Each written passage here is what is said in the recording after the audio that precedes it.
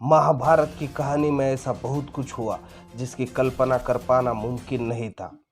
इस श्रेणी में द्रौपदी का 5 भाइयों की पत्नी होना मुख्य तौर पर देखा जा सकता है।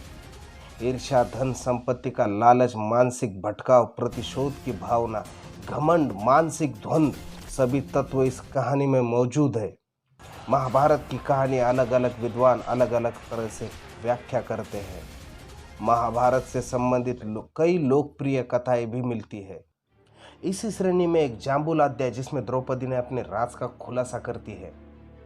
दोस्तों, अगर आप इस चैनल पर नए हो तो प्लीज़ चैनल को सब्सक्राइब कीजिए और बाजू में दिया बेल आइकन को हिट कर दीजिए। अगर आप भी महाभारत के बहुत बड़े फैन हैं तो नीचे लाइक बटन दबा के हमें बता सकते हैं। तो आइए वीडियो शुरू करते हैं। द्रौपदी 5 पांडवों की पत्नी थी, लेकिन वह अपने 5 पतियों को एक समान प्यार नहीं करती थी। वह सबसे ज़्यादा प्रेम अर्जुन से करती थी, लेकिन दूसरी तरफ अर्जुन द्रौपदी को वह प्यार नहीं दे पाए क्योंकि वह कृष्ण की बहन सुभद्रा से सबसे ज़्यादा प्यार करते थे। एक प्रचलित कथा के मुताबिक पांडवों के निर्वासन के 12वें वर्ष के दौरान द्रौपदी ने एक पेड़ से जामुनों का गुच्छा लटकते देखा। द्रौपदी ने तुरंत ही उसे तोड़ लिया।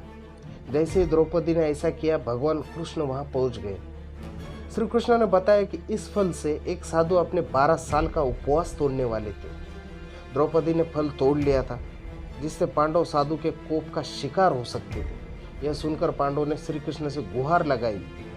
भगवान श्री कृष्ण ने कहा कि इसके लिए पांडवों को उस पेड़ के नीचे जाकर केवल एक सच वचन बोलने होंगे।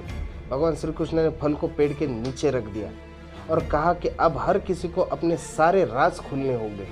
अगर हर कोई ऐसा करेगा तो फल ऊपर पेड़ पर वापस लग जाएगा और पांडव साधु के प्रकोप से बच जाएंगे। सबसे पहले श्री कृष्ण ने युधिष्ठिर को बुलाया। युधिष्ठिर ने कहा कि दुनिया में सत्य, ईमानदारी, सहिष्णुता का प्रसार होना चाहिए, जबकि बेईमानी और दुष्टता का सर्वनाश होना चाहिए। युधिष्ठिर ने पांडवों के साथ सभी बुरे घटनाक्रमों के लिए द्रौपदी को जिम्मेदार बताया। युधिष्ठिर के सत्य वचन कहने पर फल जमीन से 2 फीट ऊपर आ गया। अब श्री कृष्ण ने भीम को बोलने के लिए कहा, साथ ही उसे चेतावनी भी दे दी कि अगर तुम झूठ बोलोगे तो ये फल उसी समय जलकर राख हो जाएगा। भीम ने सबके सामने स्वीकारा कि खाना, लड़ाई, नींद के प्रति उसकी आसक्ति कभी न कम होती है।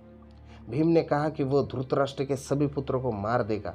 युधिष्ठिर के प्रति उसके मन में श्रद्धा है, लेकिन जो भी उसके गधे का अपमान करेगा वह उसी मृत्यु का घाट उतार देगा। इसके बाद फल 2 फीट और ऊपर चला गया।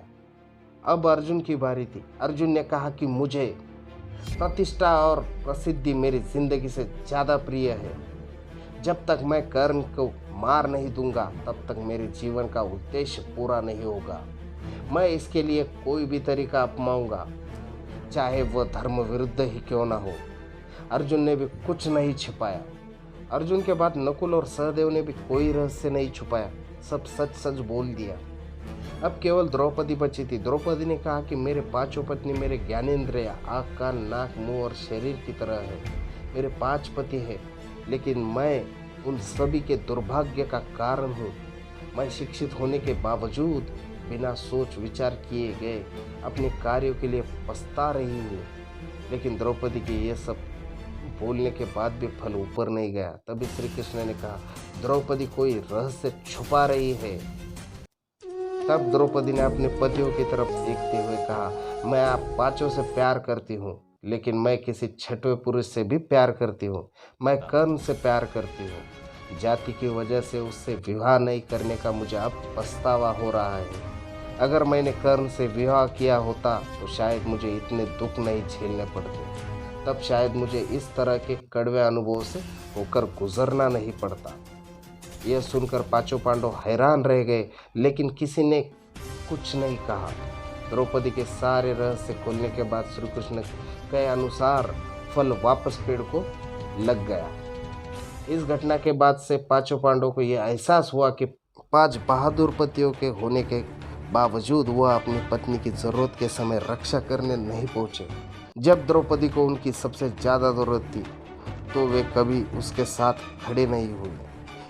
इस पौराणिक कहानी का अर्थ ये भी हो सकता है कि हर किसी के पास कुछ ना कुछ राज होता है, वो खुद तक ही सीमित रखना चाहते हैं। कई बार ये राज अपनों की चोट पहुंचाने के डर से छिपा कर रखे जाते हैं। दोस्तों आज के लिए इतना ही। अगर आपको ये वीडियो पसंद आए तो प्लीज़ वीडियो को लाइक कर दीजिए। वीडियो के संबंधी कोई प्रश्न या सुझाव हो तो नीचे कमेंट बॉक्स में लिखकर हमें बता सकते हैं। अगर आप इस चैनल पर नए हो तो प्लीज़ चैनल को सब्सक्राइब कीजिए और बाजू में दिए बेल आइकन को हिट कर दीजिए, ताकि हम जब भी हमारी नई वीडियो पोस्ट करें तो आपको नोटिफिकेशन मिल जाए। जय हिंद, वंदे मातरम।